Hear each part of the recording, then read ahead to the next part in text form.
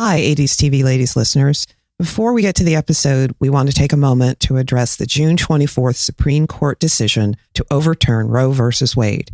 This decision stripped away the right to have a safe and legal abortion for millions of people in this country. Restricting access to comprehensive reproductive care, including abortion, threatens the health and independence of all Americans. This decision could also lead to the loss of other rights. To learn more about what you can do to help, go to podvoices.help. That's podvoices.help, HELP. We encourage you to speak up, take care, and spread the word. Welcome to 80s TV Ladies with your hosts, Susan Lambert-Haddam and Sharon Johnson. Let's get on with our show. Oh, it's fun to be a mom and it's fun to be a spy. It's fun to be a spy and a mom. It's fun to be a mom and it's fun to be a spy. It's fun to be a spy and a mom. Hello, we're back. I'm Susan Lambert-Haddam, Scarecrow and Mrs. King. We're going to keep going with it. I'm never letting this show go. I'm going to keep talking about it for a few more episodes. And I'm Sharon Johnson. As Susan mentioned, we're going to be continuing our discussion about Scarecrow and Mrs. King. And today we're going to be focused on season 2. Season 1 was very exciting. For those that are just joining us, Scarecrow and Mrs. King was a television show that starred Kate Jackson and Bruce Boxleitner. It was a action comedy, a romantic comedy as well, about spies. We want to recap a little bit about season 1. Scarecrow is Lee Stetson, codenamed Scarecrow. He is a spy, an international spy, and he has to team up with Mrs. King, who is just an American housewife from Arlington, Virginia. And it's interesting. We're going to come back to the word housewife because I have something to say about it. But she has 2 kids, and she sort of stumbles into helping Scarecrow on an assignment and then ultimately ends up pairing with him in an unlikely partnership, mostly enforced by their new boss, Billy Melrose, played by Mel Stewart. Their relationship becomes definitely more friendly as season 1 goes on. Early on, Scarecrow does not want to be partnered with Mrs. King because he thinks that she's trouble. But as the season progressed, he comes to admire her skills, her friendship, and she surprises almost everyone with her kindness and ingenuity because she brings those special housewife skills. By the way, she is divorced. So why she's constantly described as a housewife? Is that because she's married to the house? Very good question. But in season 2, we continue the adventures of the divorced suburban housewife and mother of 2. Also, her mother lives with her as well for reasons that I don't think are ever really explained. To help take care of the kids, I think, is, to basically be the housewife so that Amanda can go off and be a spy and have a job. Unbeknownst to her mother. I just want to note that during this season, Amanda threatens to leave in one episode, and like several episodes later, she actually leaves. But those are kind of nicely booked in. When she threatens to leave, it startles and upsets Lee because they've clearly got a partnership started, whether it's romantic, whether it's just friendship. He is startled, but he's dismissing her because that's sort of the habit he's gotten into because she's just a housewife and she's messed up something, but really hasn't been her fault, which is sort of every episode, right? Right. But anyway, so I thought it was interesting when she actually leaves in like kind of the second to last episode for a new job. It's for money reasons. She wants to get paid more. She gets offered this great job. Of course, it turns out she's working for criminals and that never works out well. So she doesn't have that job in the end. She gets to come back to the agency with a little tiny raise. So that's great. So I thought that was interesting because it definitely is something that is repeated in these sort of buddy comedy and romantic comedy shows. You've got to keep kind of breaking up and putting back together your partners. But I also like the reason they give for her wanting to leave, that she's basically saying, I'm worth more. I need more. I'm going to go get more. And if you guys can't do that, then I think I will go somewhere else. I think what's nice is when she does leave the second time, it sort of is one of those things where the relationship has developed, where he really honors it. He doesn't want her to go, but he's like actually supportive or trying to be supportive of her choices, even though he wants her to come back. They spend a lot of time in Europe in this show. So there are 5 episodes that are set in Europe, in London, Germany, and Austria. And I believe they were shot in those locations. They were definitely shot in London and Germany. And I'm pretty sure shot in Austria as well. And that is kind of a big deal. Like they basically said, let's go Europe, and went. And it sort of really adds a lot of dimension to the show. And I think that was the special effects of the day, right? Nobody had digital effects. So you either used flipping cars or going to exotic locales to be your special effects. And one of the reasons I liked it as well is in much of the first season, Amanda kept getting involved in cases that had elements that were part of her life as a divorced housewife in Arlington, Virginia, be it people she knew or organizations she was aware of or worked through. But this was something where she was able to, help work cases using her skills or the skills she was developing in her role, which I thought was great. The first one, she's like sent accidentally. The agency arranges for her family to win a trip to Europe. And then and they don't tell her. And then once she's there, Lee shows up, Scarecrow shows up and is like, oh, great. No, really, you're here to work for us. So her family's there in Europe with her for that episode, which is kind of nice, but then not for the others. Then she gets to go on her own on actual real assignments. They actually get some nice guest stars this season. One of my favorites is Jean Stapleton, whom I'm a big fan of. Jean Stapleton is, of course, most famous for her role as Edith in All in the Family, which ran in the 70s, pretty much all of the 70s. I think it was like 1970 to 1979. And she was married, of course, to Archie Bunker and was kind of a beat-up housewife in a lot of ways. Not physically, but emotionally. Yeah, I mean, and I think for most people, Edith Bunker was what they associated with Jean Stapleton. So the idea that she would go from that to playing an international spy, I'm sure they were beside themselves at the time with being able to pull that off, casting-wise. She plays Lady Emily Farnsworth, and she's first introduced in, I think, the second or third episode, The Legend of Das Geiterschloss. And I'm not sure I pronounced that right, but I gave it a good try. Sounds good to me. Okay. And that's where Lee and Amanda must save the life of an important British agent, Emily Farnsworth. And Amanda meets Emily. And what I like about it is it's sort of a little bit of lady power going on here too. She is a very respected agent. She is Lee Stetson's mentor. She trained him. He has a lot of respect for her.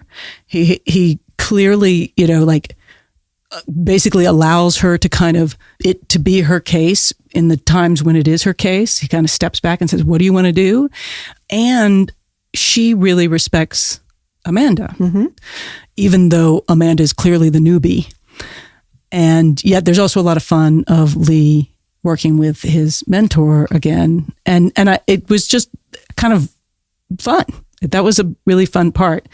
But then, of course, when she comes back in one of the episodes called Three Faces of Emily, this time she's on American soil. And this one was, I thought, one of my favorite episodes only because of Jean Stapleton. Same.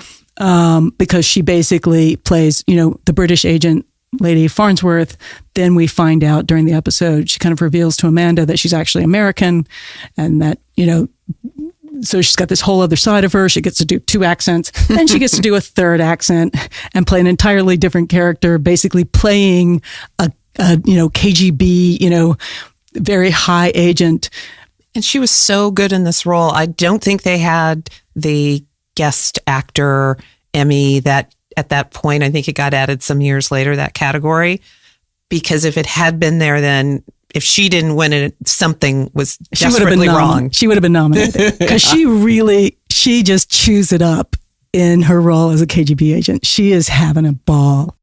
That episode had a lot of great little gags in it because they're using Amanda's house because the safe house they were going to bring him to has no electricity. The power went out, apparently. Which is kind of a funny gag. Francine sitting in the dark with a candle going, "Don't come here." And so, oh my God, the only house we can go to is Amanda King's house. And thankfully, once again, her mom and kids are away for the weekend. Wow. Always works out that way. That's why mom is living with her. That's one of my favorite of this season. And then I also love Ship of Spies, but I love it for another reason, because once again, I'm a sucker for the romance in this show. And this is a favorite of many fans out there, because of course this is the one where, in order to track down the agent that's disappeared, they have to go on the next cruise where that agent was. And it turns out it's the honeymoon cruise where they have to get married. And Ship of Spies was the episode that was named in the Emmy nomination for costuming. And there's a lot of crazy costumes going on in season 2. This was another thing that also, when we get to Remington Steele, and we will be covering Remington Steele in later episodes, we are going to see a lot. We're going to have to talk about costuming, because the 80s were crazy, and they were putting these stars in pretty crazy costumes, particularly Amanda King, because she's a housewife, and then she has to dress up and go to a fancy embassy party. And then she has to get married on a cruise ship island. Yeah. But they're also putting Lee Stetson in crazy costumes, in some fancy suits, and then some crazy suits, then some plaid suits. There's an episode in this season where he's wearing 1 or 2 ascots. Like, he's wearing an ascot. Well, spies have to do what spies have to do. He's not even a spy at that time. They're on like a weekend getaway. Pretend. There's a lot of that trope of pretending they're a couple, which is always fun. Well, speaking of the Emmy Awards, the other shows that were nominated in their category were something called Wallenberg, a hero story, which won. The Execution and the Jesse Owens story, all were nominated in that category. In the 80s, you really start to see the Emmys really shouting out the ladies of the 80s. I think that year was also the year that Cagney and Lacey won Best Drama Series, and 3 other awards. It was the top award getter. The Cosby Show was the most nominated, and the Golden Girls won Best Comedy. And the funny thing about the Golden Girls, it won Best Comedy for several years. Mm-hmm. And almost every year that it was nominated for Best Comedy, all 3 women from the show were also nominated in the Best Actress section. So they took up 3 slots of like the 5 available slots for Best Actress in a comedy series. And it was always Betty White, B. Arthur, and Rue McClanahan. And then I think that year Betty White won. But I think they each won one. That sounds right. We're going to have to look it up. We're going to have to look it up. Research. What I also like about that year is the Best Outstanding Drama Special was a TV movie called Love is Never Silent, about a child of deaf adults, played by Mare Winningham, who basically, and it follows her, it's based on a book written by a woman, based on a book written by a woman, and produced by a woman. So it was written by Darlene Cravato, and produced by Dorothea Petrie, who is a multiple Emmy Award-winning producer. Okay, enough about the Emmys. We got to go back to the shows, to season 2. So did you have any other standout episodes or interesting episodes for you? I like that there wasn't, at least not yet, a lot of emphasis on, the whole will they or won't they kind of thing that creeps in later seasons. And I like the way that we see Lee's respect for Amanda progressing as she gets involved in more and more cases, as she starts training, etc. But I think you're right. It kind of grows up this season a little bit. And I think it is probably the most solid of the seasons, just all the way through, because that relationship, it actually seems to put more emphasis on the friendship than it does the romantic element. Well, especially as Amanda's, I think, still trying to determine maybe how deeply she really wants to go into this. Obviously, she still has her kids to consider. She can't be taking off to Europe or other parts unknown at a moment's notice all the time because of her family obligations. But still, she's found that she's enjoying this world and she's good at it. And is really kind of still feeling her way a little bit, which I think is great. the fun thing is the other guest stars that show up in this season. So we see John Rhys-Davies, who's not really in his early career at the time. He's, again, I would say at a level of Gene Stapleton. And he is in Affair at Broomfield Hall, which is one of the European episodes. He's playing a lord that gets entangled with Amanda, but also in Car Wars, the episode Car Wars, one of the bad guys is played by Michael Richards, and it's really funny to see him playing a bad guy. Yeah, it's and as you said, that is one of the fun things about going back and watching these shows, and that was one of the times where I really went, Michael Richards. Yeah, what is he doing there? He looks pretty young. He does, definitely. But he was good. I mean, it's not like he was very good in it. So, and then the following episode had a character actor that everybody has seen in all sorts of things, David Paymer, who was terrific as always. He was playing someone who works in the accounting / finance area of the agency, trying to get people to do what they're supposed to do in terms of filling out reports and expense reports and all sorts of things like that. And of course, everybody's like, yeah, we don't care. But it was another one of those, I know who that is. I know that guy. And then that episode was DOA, Delirious on Arrival. A little spin on the DOA, but there've been 2 movies, Dead on Arrival, but this is Delirious on Arrival, because what happens, right, is Amanda basically loses her mind. She eats Lee's sandwich, which was poisoned. So she is unraveling during this episode, which allows for a lot of physical comedy from Kate Jackson. This is the episode, I think, the episode that was nominated for an Emmy. Yes, for cinematography. Yes. And so, but it is pretty funny.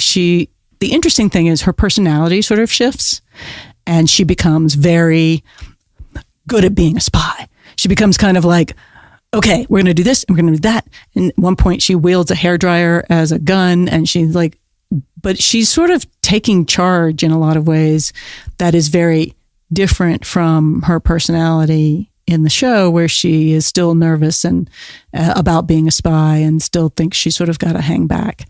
And, and it's played for comedy, but it's also like an interesting side to watch.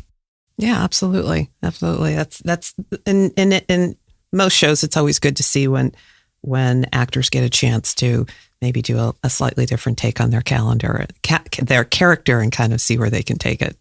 The entire season is run by Juanita Bartlett, who has brought on a lot of writers and some directors from the Rockford Files, which is where she was on before she came onto the show in the middle of season 1. And so I think there's a little bit of Rockford influence in a couple of episodes I see. And one of them is in Car Wars. It's not so much that it's lighthearted. It is. I mean, but the whole show is. But there's something, it starts to be very charactery. You get in Car Wars, Amanda's car doesn't work. It basically gets in an accident because of the agency. So the agency has to provide her a car. And so the agency car mechanic guy is kind of in there, kind of battling with Lee about which car she's going to get, or if she's going to get a car. And then they finally end up giving her this like super fancy car that basically, of course, belongs to the mob because it was used in spies, and it was the only car they had that had automatic. That was automatic as opposed to manual, and she can't drive a manual car, so they had to give her that car instead. So. And it becomes a lot of trouble in that car. Yes, so of course it does. but there's some charactery things going on there that feel very Rockford. You could actually, like the agency guy that runs the car impound could be right out of a rock. It could be Rockford arguing for a car with that guy. And then the other one that feels very Rockford is our man in Turgnacy. One guy really got to look up how to pronounce these. Turgnacy. No? All right, Melissa, any thoughts? All right, she's going to check on it. Amanda has been sent on a simple assignment to Europe on her own, right? No Lee. She does the assignment very well, but apparently on her way to the airport, picking up some souvenirs for her kids. She pays with what turns out to be counterfeit money. And so she is arrested. So the episode starts with Lee having to walk away from his, fancy, cool weekend date and fly to Europe to pick her up and get her out of a Germany jail and a German jail. And I think that's very funny. But when he arrives, he's really angry at her. Mm-hmm. And on one hand, you're like, okay, it's been a while since Lee's been angry at her. So you're like, it's a little bit out of character. But if you think of it as a Rockford episode and Rockford has shown up to bail out his dad or one of his buddies who's constantly or Angel, who is constantly getting, then you understand the whole scene. There's a character in that episode that sort of likes Amanda. That's the police officer for the German government. And there's a lot of richness in even the background that I think is appreciated. And I do like in season 2, Francine and Amanda get a couple episodes where they get to be respectful. And in particular, there's an episode where basically at the end of the episode, Amanda saves the day and Francine is really effervescent in her praise for Amanda. She's basically like, you did a fantastic job. You're amazing. Like, it's really, she's sort of come full circle about Amanda. And then in seasons 3 and 4, even though she still has her snark, because that's her character, she actually also has a friendship and a respect for Amanda.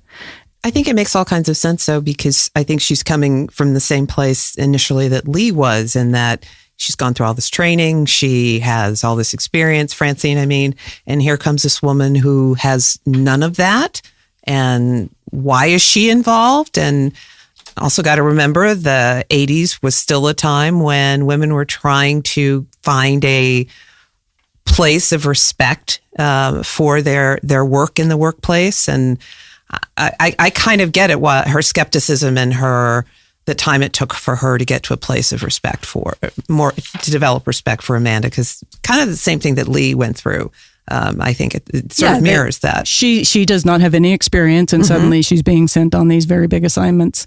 And originally it's because no one would suspect her. Right. And they need somebody who can pass as a American housewife. And Francine can't possibly do that because she's too sophisticated. And we do need to talk about sort of the ladies' hair. There's a lot of hair, big hair. Francine's got crazy 80s hair through all the seasons. As does Amanda, but less so. She's got mostly the same hairstyle the whole time, except for in season 2. And let me tell you, the fans of this show like to refer to this season as hair don't. Because they are so upset. In the middle of the season, Amanda cuts her hair, or maybe Kate Jackson cut her hair. It's very unusual to change hairstyles in the middle of a season for an actress, but she does. And the hairstyle goes short. It goes very professional. I think it's a very professional 80s look, but man, it completely throws off the character. And I think for the fans, they really hate the hairstyle. I think nobody likes it because by the end of the season, she's basically grown back her hair and has gone back to long hair Amanda King. It sounds like a precursor to the whole Felicity haircut gate that happened in the 90s. Oh my God, I think you're right. It is exactly that. When she cut her hair too. Yes. How dare women cut their hair? How dare women change their hair?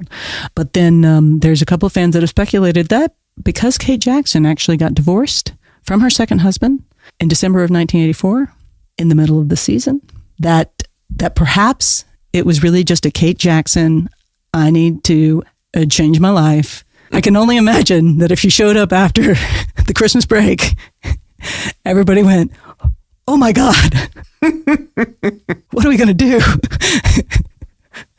And as a producer, she said, about what? Yeah. And they said, never, it looks great. Here's some giant earrings to go with that short haircut. Because let me tell you, the earrings get really big right then, and it is not a good look. Even I cannot handle the big giant earrings with the short haircut. Well, it's an era that quickly passed, so Big hair, big giant earrings. Or at least for Kate Jackson in this show. Big shoulder pads. Hair, very important. Lee's hair. A lot of talk in the fandom world about Lee's hair and which way Lee's hair was combing. It's interesting how fans get up in arms about such things, I guess. I don't know. In television in ways that they don't in other medium. When people make a change like that, maybe it's everything to do with the fact that television's in your house and these people are visiting you on a weekly basis. I don't know, but it feels personal. Yeah. If you've grown to love a character a certain way, it's very personal if that character changes something that is iconic about them. And hair for women in particular is iconic. Yeah. It's true. There was another speculation about the haircut that it was done to make it easier for the stunt woman to double Amanda. Now, I don't think shorter hair makes it easier for a stunt person to double somebody. So I'm not sure that I would think that would be top of my list as a reason.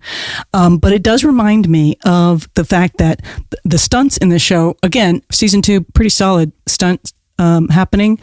There's in particular in Ship of Spies, this crazy car chase and car wreck that seems physically irresponsible because it was all done by real actors, stunt people jumping out of moving cars and then landing very hard. It doesn't seem safe. But the other thing that has been noted, and you can look for in the episode Life of the Party at the end, this is the Amanda Francine go undercover as maids, which is very fun because Amanda knows how to clean a toilet and Francine is incapable of it, but has to. And Amanda ends up saving everyone, earning both Francine's approval and more Scarecrow's approval. But it's notable also for one of the infights for what fans like to call Man-cine, where Francine is clearly doubled by a male stunt person in some of the fight scenes because she gets very broad. And, so if you want to check that out, that's definitely one of the episodes where it's pretty obvious that there's a man in a dress punching somebody out. And the big hair probably helps to disguise the big hair helps somewhat. So I think the big hair helps. Yeah. All right. I think we're going to have to take another little break. I think so. All right. But this has been fun. It's fun to be a mom and it's fun to be a spy. It's fun to be a spy and a mom. So Sharon, yes, we're at that point in we have a new segment for the show and new guests, and I'm really excited. We're going to call it, because they came up with this themselves, 90s TV babies, because these are the young people who were not around in the 80s. They didn't see these shows when they first aired, unlike some people who are wise in the ways of television. So I want to invite Sarita Robinson, Megan Rubel, and Sergio Perez to join us. Hi, guys. Welcome. Hi. Hello. Hello. So we have tasked them with watching the pilot of Scarecrow Mrs. King and one other episode. They can watch more if they wanted to. And we want to know what they think. But first, I want them to, before we dive in, I want the listeners to hear a little bit about you guys. Let's start with Sarita. Hi, I am Sarita Fontanesi. Susan has known me since I was Robinson, so I really love that throwback. It's much easier to spell. I'm so sorry. I did get that wrong. No, I really do. That's how you know you're a real one. Do you know the maiden name?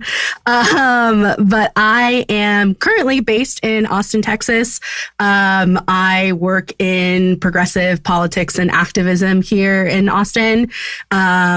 And when I am not screeching into the void, I typically can be found on my couch with my 12-year-old dog watching trash TV, a lot of reality TV. We're Real Housewives fans in this home, or at the local Lowe's. I am starting to become very familiar with the staff there because I'm usually in every weekend buying something for some project that I am in the midst of, which my husband super loves. And that's me. That's fantastic. All right. Who's next? I can go next. Being a local celebrity at the Lowe's is a total vibe. That's just, I'm so proud of you. Is that weird to say? Honestly, thank you. Honor. You're welcome. You're welcome. So hi, my name is Megan. I live in the wild city of North Hollywood, California. Yeah, crazy, insane.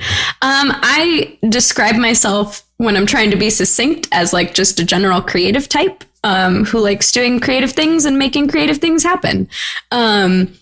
Television wise, I super love like a lot of television shows from the 60s and 70s. I actually grew up watching a lot of those shows. And I'm also super into 90s animated shows and the recent throwback shows that have started that are throwbacks to those 90 animated shows, like the reboot of DuckTales, which is brilliant. Yeah, that's me. Well, hi, Megan. Welcome, Megan. Welcome. I'm Sergio. I am a recent college graduate, class of 2020, peace. It's 2022, and that's wild to me that I've been graduated in a pandemic. I'd say that I'm also just the general creative type. I love to cook. I love to read and write. I'm all around that. TV-wise, I would say I am on all those streaming services. We're talking HBO Max, Netflix, Hulu even. Like all of that. Just love seeing what's out and what everyone's talking about. It's not like me trying to be relevant or anything. It's just like I want to see what all the buzz is about. And if it's not for me, it's not for me. All right. Great. Well, I'm gonna also just say I've known Sergio. I've known the least, Sarita the most. And Megan. So I have guesses. And I'm just right. You're just right. And this one's too warm. You guys are all just right. I'm very excited, but I have guesses on what you're going to say. But I'm not going to tell you because, but I'm excited to hear what Can you give us like a report card at the very end where you're like, oh, actually, Yes. You did hit this point that I thought you would. Okay. Yeah. You could pull up a rubric. That'd be great. Yeah. I never got off the Here are all gold my star notes. system. I've got all these notes. All right. So they're going to tell us what they think of Scarecrow Mrs. King based on the pilot episode. And what was the episode I gave you? 13. That I have not ever. Yeah. The Amnesia. Yes. A classique. Love an amnesia. You can't go wrong with Love an a memory amnesia loss. episode. I especially love an amnesia episode where they remind you every 5 minutes. Amnesia. Yes. Welcome to the 80s. No, honestly, I'm not convinced. You keep bringing it up. I wasn't convinced that she got amnesia from that car wreck. It didn't seem that tragic. The math Like, wasn't mathing. Like, was I'm not. not a doctor. I'm out. You guys are going to go. I'm going to start off by saying just like, I really loved it. Like I watched 2 of the required episodes. I'm going to go watch more because I liked it and I want more of it. So that's my like first overarching general thought is sold, going to go back for more. It was Yeah. like, it felt very like classic, like 80s television. We've got a formula. We've got our lead. We've got like love interest immediately off the bat. You know who he is. And like, it was giving me a little like mellow Murphy Brown kind of vibes. Oh, interesting. Like, if like Murphy got like a Xanax from time to time, she could be Mrs. King. Maybe I'm just conflating single white women. I don't know. She's not single. She's got Dean. Dean. Dean. Dean. Oh, Dean. Like, and that's the thing. Like, again, classic formula. We've got like a technically single gal who's like romantically involved. It only goes one of 2 ways. Either she's terrible at love, can't keep a man, or she's like kind of unhappy in a relationship. And like, here comes this like outside person to shake things up. But it really, ladies, you got 2 options. I think it is kind of cool though, because like, especially just looking at the pilot, like zoning in on the pilot, you have this woman who is so much more than her circumstances. Like Dean doesn't seem to be a bad guy. He's just kind of like the quote from My Big Fat Greek Wedding. He's toast. He's toast. He's just toast. He's like boring toast. Yeah, I'm not anti-Dean, but also I'm like, Who? Yeah. And like, she seems like she's a cool mom, but like there's more to her than her circumstances. And so her being dropped into this like wild spy world is an exciting concept, because you're like, yeah, this woman is going to step up. This woman is absolutely going to thrive in this circumstance because she needs more. She is more, so she needs more. Mm-hmm. And what's his name? The Scarecrow was absolutely terrible at his job. He's the worst spy. I was watching it with Megan. We were just watching, and every time he'd do something, we're like, as a spy, he probably shouldn't just be running around a train station like that. Okay, causing a scene. Maybe the most unbelievable part of the show, or maybe the thing that dates it. Obviously, this is a show that did not have true crime podcasts left and right everywhere. There's no Law and Order SVU yet. So a strange man walking up to me at a train station being like, take this package and get on a train and give it. Absolutely not. Get away from me. I have 12 keys between every finger.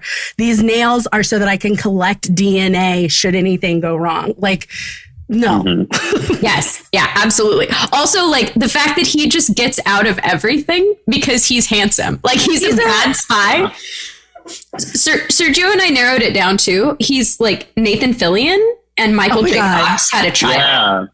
Yeah.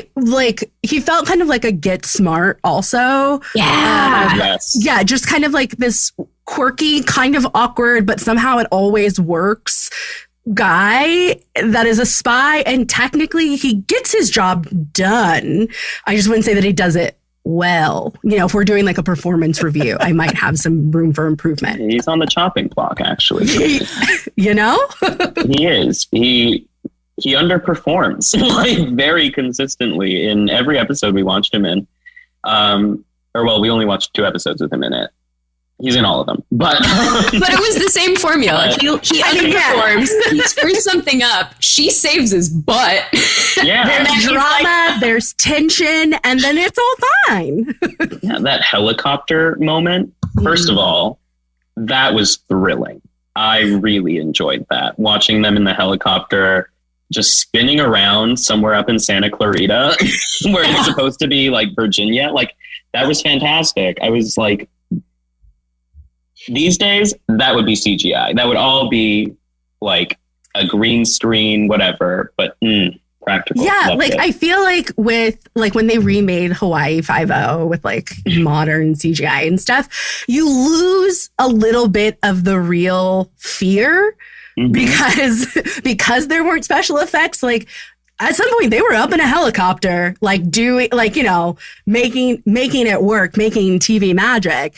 And so there is a real element of like, oh, this could go left. Like this. Yeah. This is a little shaky, a little dicey. It's also just the visual gag of the helicopter backing up and then the helicopter going forward. Like, oh, yes. Give me that visual gag. Perfect. Being followed by who is essentially a Rachel Ray in a station wagon. Not a Rachel Ray. Carrying a gun. Okay. Watching this, there is one story whatever. There's one thing that I cannot get out of my brain, and it's from similar era. Well, I guess maybe a little bit before. Anyways, my husband's grandfather, very Italian, Fontanesi. He's a retired oral surgeon. So they lived well, the Fontanesis had 2 sons. And after he married his wife, my husband's grandmother, she, obviously is taking over the responsibilities of the home and whatever, being the homemaker, and, decides that she wants to get better at cooking. Like, she's like an okay cook. Like, she's not bad, but similar to what we see in the show of I got to watch my cooking program, whatever. Except these people, Michael's grandfather paid for his grandmother to study at the Cordon Bleu. Oh. So that she could make food for their 2 sons to take to school every day. There's...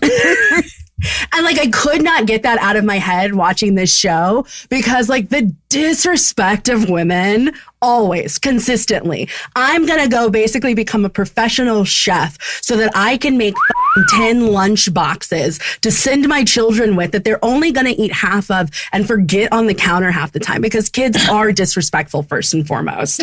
Like, so we've got this Rachel Ray wannabe in the back. Yeah. Can we talk about her as a villain though? Because I was very into it. I was the down. little code system they had. You're going to call Revere's Peaches. And do you know who the leaker is? No. Great. 1 hour. Like, what is that? Who in the writer's room was like, the idea is every part of a recipe is information relevant to what these foreign countries are trying to do to us. Honestly, brilliant. I want to see just like a clip show of like people trying these recipes at home and them going horribly wrong because they can't work. Just like all of these like terrible recipes that are just code. Like, can you picture Ina Garten? Just that's who it is. It's Ina Garten. Her husband at home. Who like is a retired like stockbroker or something. Like she will like work in yeah, she like had a massive career in like finance and then was just like, well, I've made a bunch of money and I'm pretty over this and my passion has always been cooking. So her and Jeffrey, they got their little house and that's how she became the Barefoot Contessa. Barefoot Contessa. I mean, there's obviously some more details in the middle, but that's her backstory. That's about what we need. Yeah, that's all you need to know. That's all we need to know about. So, and also like that backstory on the lady in the show. So in the inevitable reboot of Scarecrow and Mrs. King, because that's all we can do now. Right. Ina Garten is playing oh my God. Yes. Playing the KGB villain in the first episode.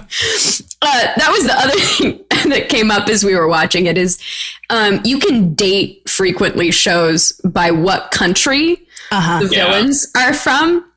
And like the KGB Russian in the pilot episode being so on the nose of like, oh, yep, this is where we are in the time. Red Scare. Yeah. Red Scare. I mean, do we ever get tired of being mad at Russia for something? We're kind of like back around to it. Truly, you know, throwback. Vintage. This is such a vintage villain. Yeah. Big men in trench coats following you around in a Cadillac. What is that? Which, like, what a flex for your like villain car to be a Cadillac that gets like 2 miles to the gallon. Like, are you just at the gas station all day? Like, my grandma drove a Lincoln Town car, which when I was like little was already 16 years old. So like, it was powder blue with velvet blue interior and like barely seat belts. And like me and my sisters would just kind of roll around in the back seat because it's basically a playroom as she drove us around town running errands. The city of Houston, just this little Lincoln with the silver like spoilers and everything. A look. I need that show right now with your grandmother solving crimes. I mean, she kind of was because she was a retired like research physician and in her retirement did business taxes for different businesses. So she would buckle us into the buckle. I say barely. We'd roll around the back seat as she would drive around to her different businesses to pick up their receipts and stuff. And her biggest client was a seafood market. So that's where we would end because then they would make us fresh food. And honestly, it was a great day. Like, I was like, oh yeah, let's go get them receipts. I'm ready. Like, I'm so jealous. I have been middle-aged for a long time, you guys. I want to put on my loafers, get in the Lincoln Town car, and pick up the receipts. Go to the seafood market. Oh my God. Oh my God. All right. Now I have to ask you, okay, a couple of questions. Is this show feminist? Scarecrow Mrs. King.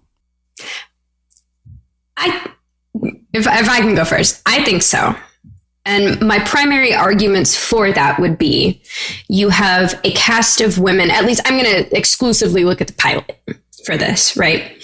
You have a cast of women that are all very different and have made different choices with their life and fall different morally. And like, one of the things I think that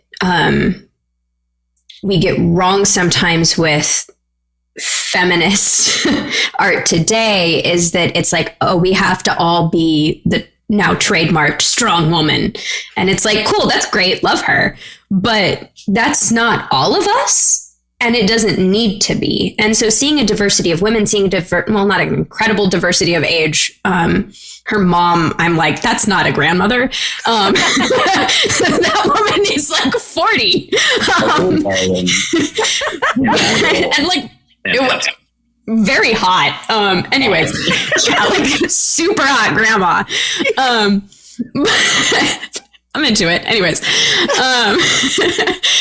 like you have an age range, you have women who have made different choices with their life, and all of them, none of them to me feel two-dimensional. There's some of them that feel like they have a tropiness to them, but I'm going to forgive that for the time period. Also, all of the men in her life, because she doesn't have a dad figure, because she's divorced, and because she's only dating Dean, will only be said that way by me. All of the men in her life she chooses for them to be there. Scarecrow gets kind of forced on her for a second, but then she chooses that relationship after. And I think that's really cool too. She can break up with her boyfriend. She can walk away from this job. She can walk away from him. And there's no influence that is like directly forced on her. So I'd say it is, with some like caveats given for time period. I will use the other episode that we watched.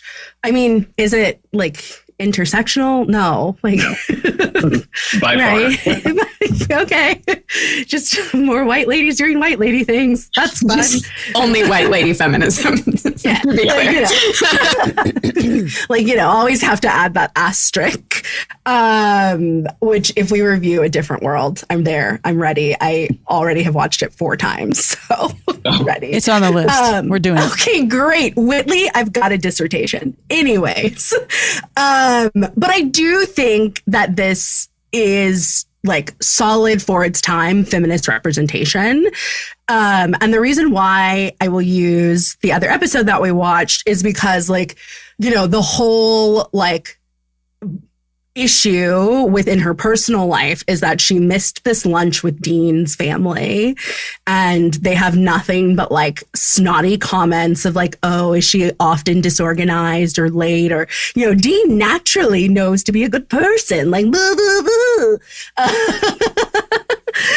blah. But like, she missed it because she's being this badass spy and like espionage, and like, to your point earlier, Megan, of like, he's always messing up. Scarecrow is a problem.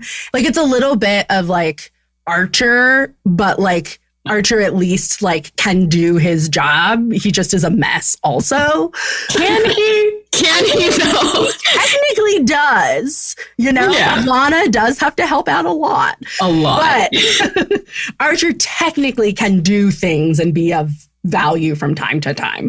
Like, Scarecrow is just a hot mess always.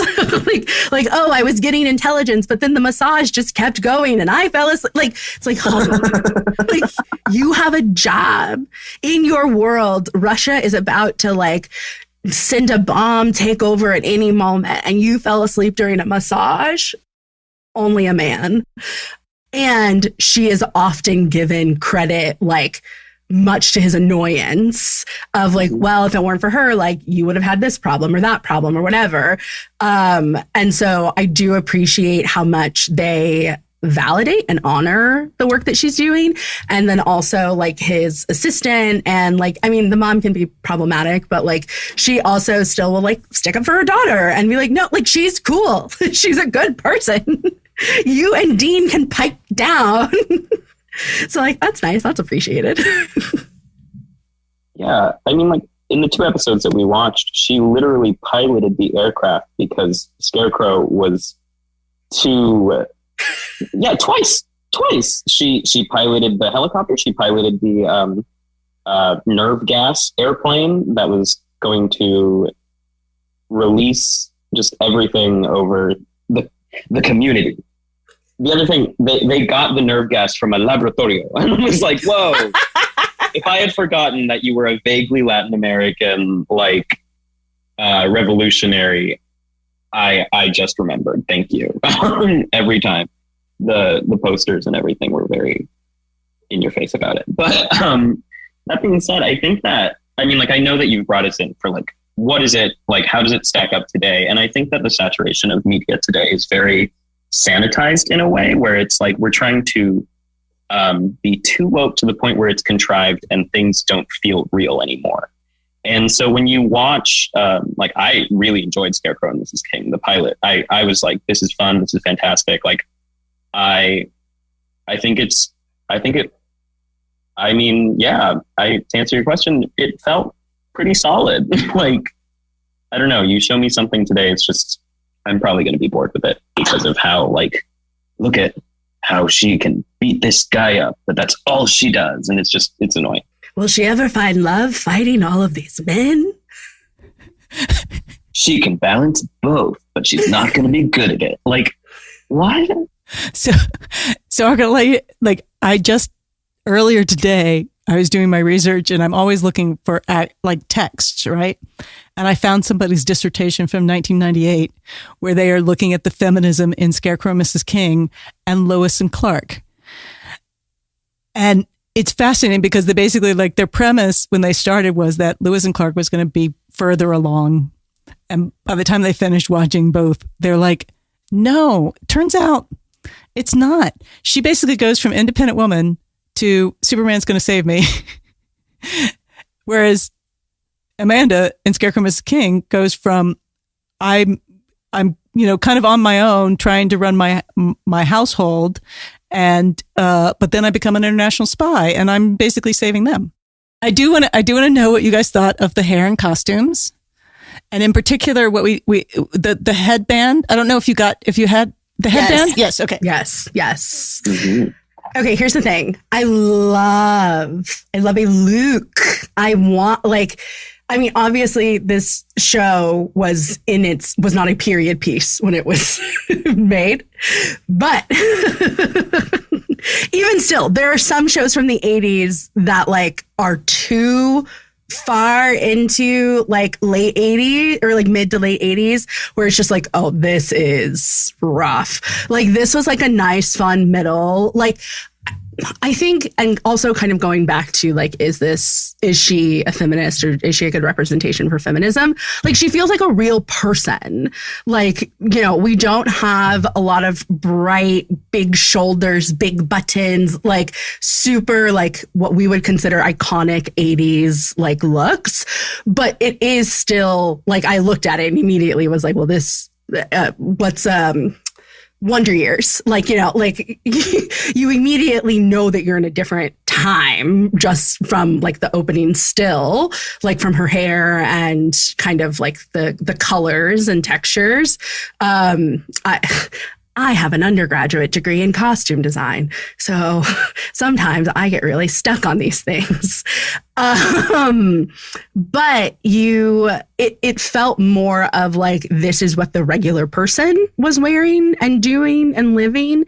And again, even when you have sort of, like, slice of life TV from different time periods, like, wardrobe and set can go so far in, like, you need to know that this is a suburban family and blah, blah, like, that it just, no real person owns any of these things, and definitely not together.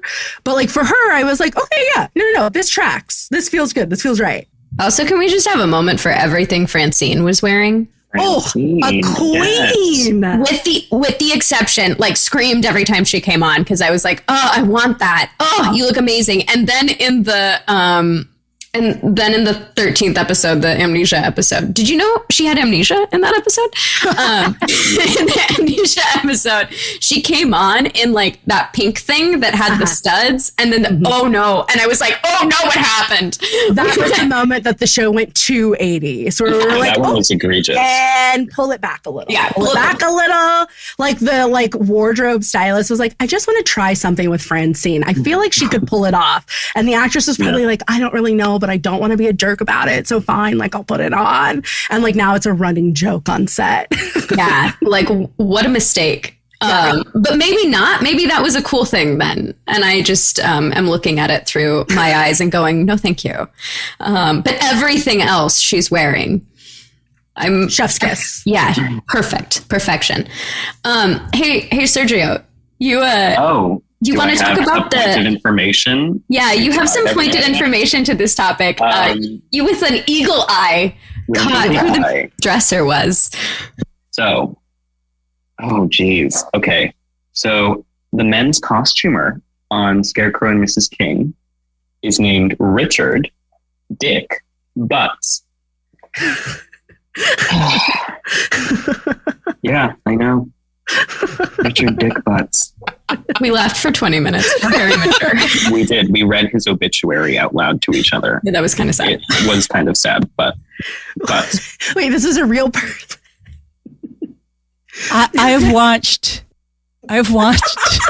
this show, particularly season 1. I don't know how many times I've been studying. I've been looking up cast members. I have never noticed that. That is. I love that you took a screenshot. He took a screenshot. Sergio is holding up a screenshot for those of whom just listening. Dick Butts. Dick Butts. Oh, it's B-U-T-Z. Okay, well, at least it's B-U-T-Z, right? Right. Wow, I mean, that person must have had a miserable childhood. I mean, as Norbert Leo Butts, one of our favorite Broadway performers, says, if your name is Norbert Leo Butts, your only job is to not suck. Do a good job. Don't suck. Norbert gets it. He gets it. He has a resume, though, Dick Butts. He really does. I looked him up. He also worked on Weekend at Bernie's. Like, he was booked and busy. So, well, to that point, if your name's Dick Butts, you better be pretty good. I'm glad you really pointed that out. Glad we brought Dick Butts to your attention. That is fantastic. You guys did an amazing job. I'm only concerned that you liked the show.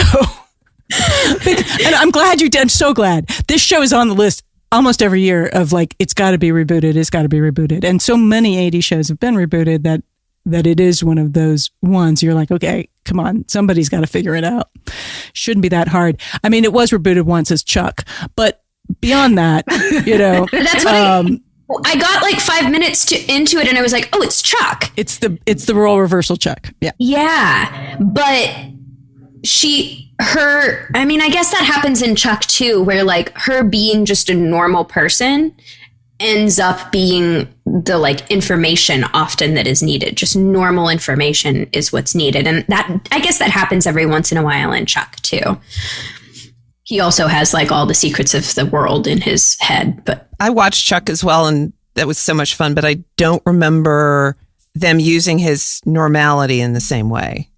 I honestly would be curious to see some of the later seasons because I don't know that it would be a fun show with her being like an actual spy. Like part of the fun is that like he's supposed to be this trained professional secret agent and keeps messing up. And she is this not housewife who is able to just kind of swoop in and use like common sense. Like she's just like, how are you not getting this? And that's part of the like fun and charm is like, oh, he's sort of like too into this work / kind of too dense to get it. And she is able to be like, use your brain. Like, obviously there wasn't Google then, so she couldn't be like, have you Googled this? But like, but that's kind of the sentiment of like, have you ever spoken to a human? Gone to the library and pulled out an encyclopedia. Right. Like, have you talked to another person? I think I also really appreciate too.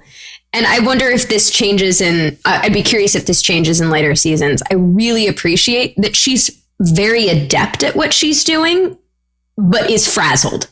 Like, is babbling incessantly and is kind of freaking out about it, but like is freaking out about flying the helicopter, but is still very well flying the helicopter, because I can relate and I get that. And I'm like, thank you.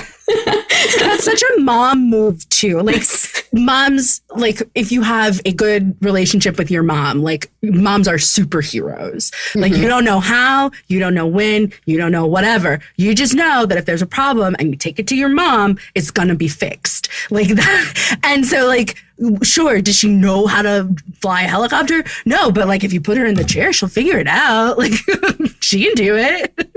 What I love is that her application of the Boy Scout knowledge was looking at the knot that tied Scarecrow up, going, I know what that knot is, and then not untying him, but about what, like, her circumstances. And I was just like, oh, this is peak comedy. Trauma brain doesn't make sense, okay? I know what that knot is. It's impossible to untie. You're anyway. Stuck. Sorry. Yikes. Guess I'm going to have to fly the helicopter. Okay. Like she knew how to untie it the whole time. She just wanted to try flying out a helicopter. There you go. Oh my God. All right. I am so excited that you guys have come on the show, that we have 90 TV's babies to talk about 80s TV ladies. It's super exciting. I'm excited you guys watch it together and we're able to do that. Cause that is fun.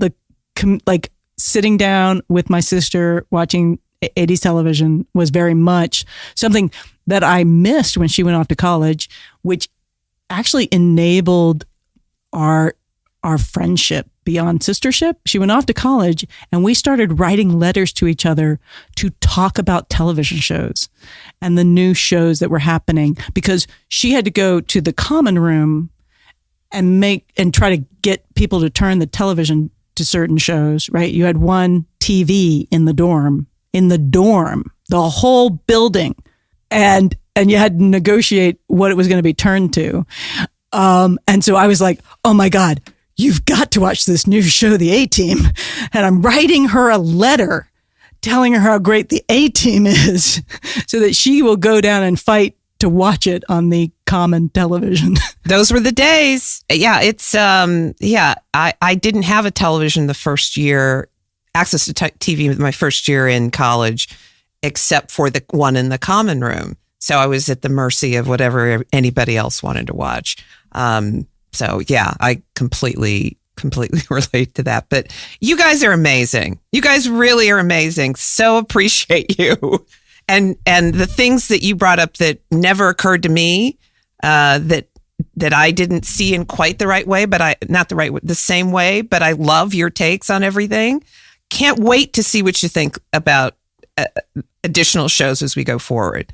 So looking forward to that. Thank you so much. Thank you so much. But we will be having you back to talk about the next show that we're going to look at. And I don't know if are we allowed to talk about it now? Oh, sure. Sure. Okay. So after we finish our Scarecrow episodes, our next show, we're going to continue in the action romantic comedy, and we will be doing Remington Steele.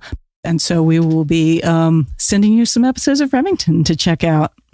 It's going to be super fun. I did do some math while you guys were talking. Beverly Garland was old enough to be Kate Jackson's mother, and so a grandmother. She was 57 at the time of the show, but she was a pretty, for the 80s. She was snatched. May I just end this with the blessing of may we all age like she did, every single one of us here. May we continue to be that sexy. I think that's a beautiful way to wrap this up. And I'm also going to wrap it up. She was so sexy. Her husband built her a hotel. The Beverly Garland Hotel still exists.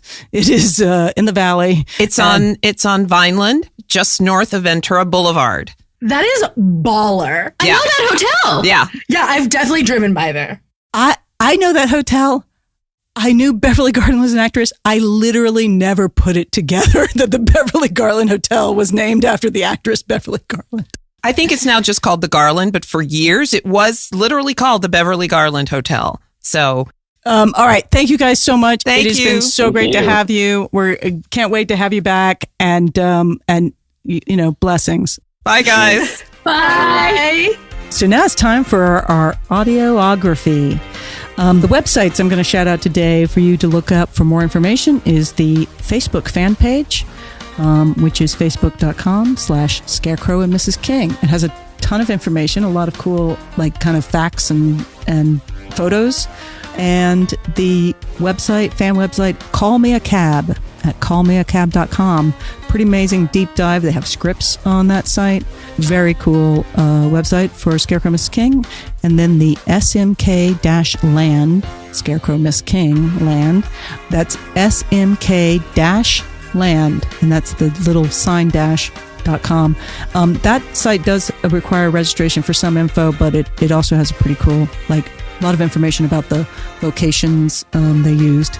The book I'm going to shout out today is called Stealing the Show: How Women Are Revolutionizing Television.